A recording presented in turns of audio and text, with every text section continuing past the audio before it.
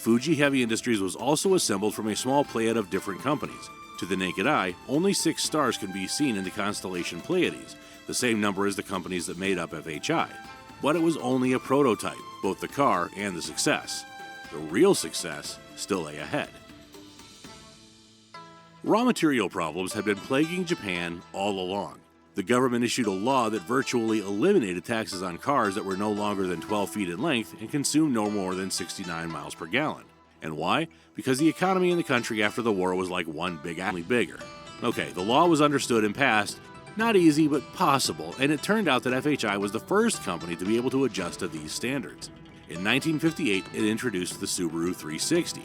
It was only 10 feet long, was equipped with a 2-cylinder, 2-stroke engine with a capacity of 358 cubic centimeters, and its power was equal to 16 horsepower. It also had a modern design with plastic and aluminum, an independent rear suspension, and a rear-mounted engine. Can you imagine this underpowered little guy? But at the same time, this car turned out to be a landmark for FHI, and this despite the fact that frankly it hardly sold at first. Only 604 copies were sold in the first year of production. But then what happened next? Well, in the following year, 1959, they sold 5,111 models. And in 1961, they sold more than 22,000 copies. This made Subaru the leading car brand of its kind, and the 360 gained new body types, the station wagon and the soft-top coupe. The company rapidly grew, and their new car was bought up like it was Black Friday. In 1961, the Subaru Sambar division was founded, producing delivery vans and pickup trucks. FHI was inspired by the success of the Subaru 360 and tried to produce a new vehicle. These efforts were a success. The Subaru 1000 brought another complete revolution in Japanese car industry. It was the first Japanese car with front-wheel drive, a 4-cylinder opposed engine with a capacity of 997 cubic centimeters and 55 horsepower. Now forget all these complicated words and remember this: they made a cool and nice car. By the way, with this legendary model began the history of Subaru opposition engines. In addition, the car had a very unusual look, which became a standard to be emulated by many other manufacturers. It's in front of you, beauty. This company saw an increase in sales at the homeland, and so they tried to make a Subaru a worldwide brand. They decided to attempt to export their cars to the United States and Europe. The company Subaru of America Incorporated was founded in Philadelphia, however the attempt was unsuccessful. Apparently, this was due to the fact that the Subaru 360 was chosen for export, and this type of car, as we know, was not much interest to us at the time. However, write your version in the comments as to why this happened. We're interested in your opinion. But to continue. Despite the failure of 360 in America, in Japan the car continued to enjoy fame, so that soon it was replaced by a more advanced model, R2, released in 1969. It also was very popular. In general, 1969 can be considered a real year of revolution in the company FHI, because at the same time to replace the old Subaru 1000 model, Subaru FF was released, which became the prototype for the car, which became the trademark of Subaru in those years. In 1971, a model came out that changed the history of automobile manufacturing forever. It was the Subaru Leone, the first all-wheel drive car in the world. It aroused great interest among specialists, as well as among ordinary buyers. It was thanks to this car that Subaru had the opportunity to occupy the niche of four-wheel drive cars free of stronger competitors. Now, Subaru had not only cool, cute cars, but also big, cool, powerful cars.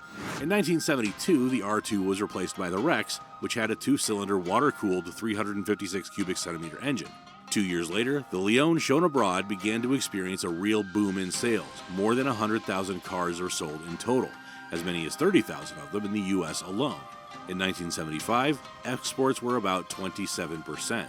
Meanwhile, the company itself did not subside, production was in full swing, and in 1979 it was as many as 150,000 models, and by 1980 it was 200,000. Because good cars are always in demand. By the way, it's ironic that a car company of the United States' sworn enemies sold so well here. The company began producing turbocharged engines in 1982. It didn't stop there, of course. The company seemed to be just getting into the swing of things. In 1983, it produced the Subaru Domingo, a minibus equipped with all-wheel drive.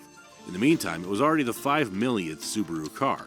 In 1984, another revolution takes place. The company released the Subaru Justy, which for the first time ever had an electronically controlled variator. That is, cars became more comfortable and even safer at some point, starting with this car. Meanwhile, the production of the Subaru four-wheel drive, that is, four-wheel drive cars, reached 1 million. About 250,000 cars were produced each day, of which about half went to export. But time goes on and FHI opened itself for new horizons. If the company started with a small passenger car, now it was time to release the car that has become the exact opposite of this model. Take a look at it. It seems to be a typical Japanese car. Actually, it's the first hatch sports car. Inside, it has a 6-cylinder opposition engine with a capacity of 145 horsepower. The car itself, moreover, has a huge number of state-of-the-art features and functions. In 1987, FHI merged with Isuzu Motors in the United States, and together they opened an enterprise, Subaru Isuzu Automotive Incorporated. That same year, by the way, a direct successor to the Subaru Leone was introduced to replace it. It was the Subaru Legacy, whose story, by the way, continues to this day. It was shown at the Chicago International Auto Show. It, as well as Leone, had all-wheel drive, but unlike its predecessor, it lost disconnectable rear drive, just like the Lion King. Well, time goes on. We're already approaching the present time.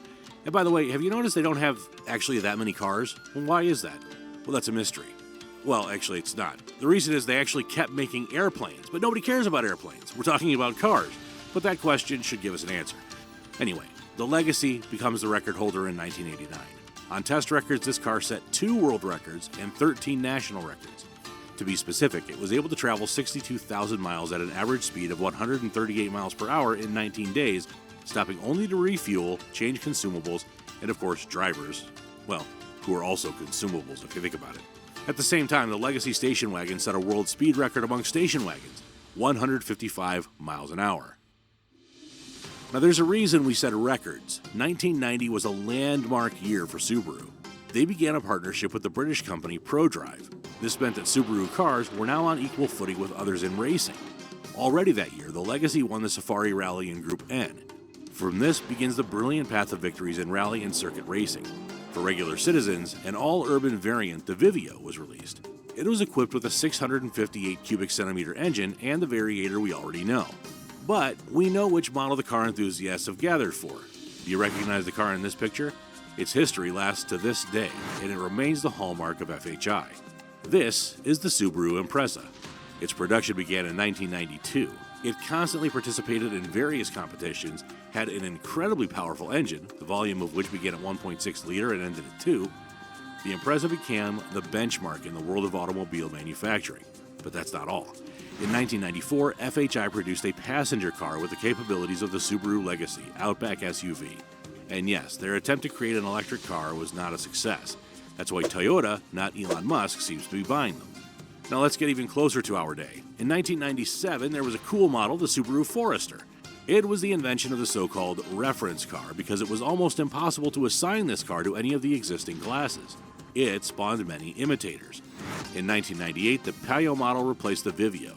The following year, contracts were signed with General Motors and Suzuki Motor Corporation. The Impreza was the car of the year in 2000.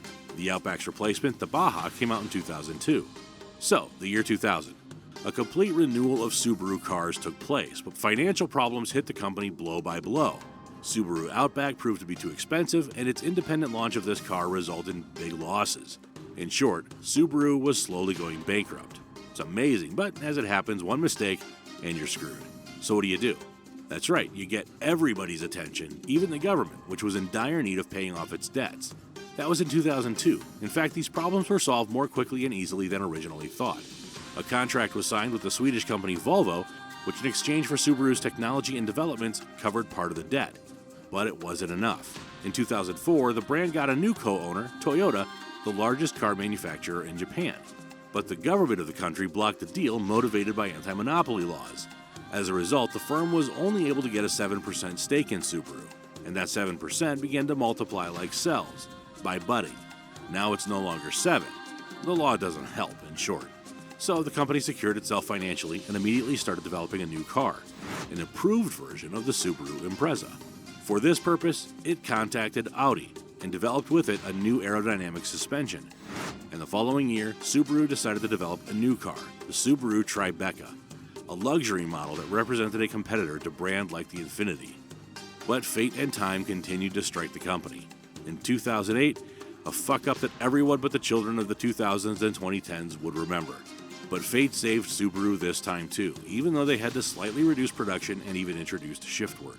And even though the next 2 years hit with such a force that they had to close one of the brand's plants, well, Toyota came to the rescue. Neither a friend nor an enemy to our company, it provided Subaru with a new model, closed all of the company's debts, and secured an extra 0.5% stake.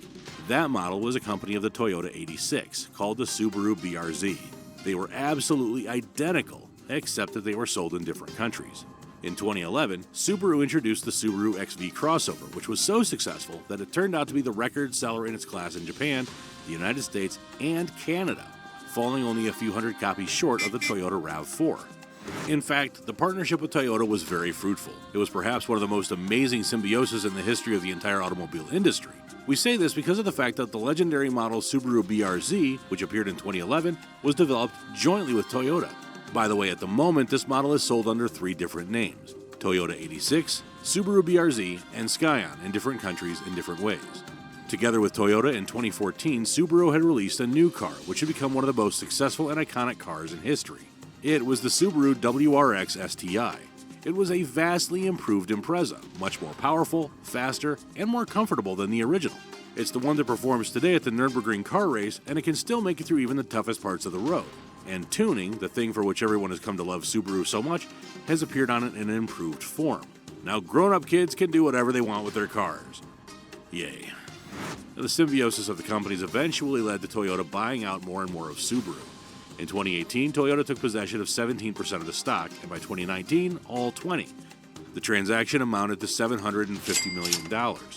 Soon, it would be 40%, then the whole 100%. Do the competition laws work? Well, they kind of do if you're not too smart, and if you're a Kia Toyota, you know how to get around them and they don't work anymore. LOL.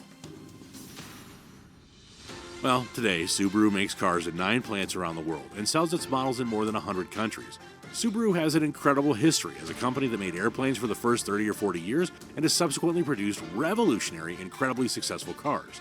The story is inspiring. It stands out. It stands out for where it all started and where it all came to. And right now, thanks to its partnership with Toyota, the company is producing more and more cars, producing new generations, and of course, the story can't help but end with the 2 brilliant concerns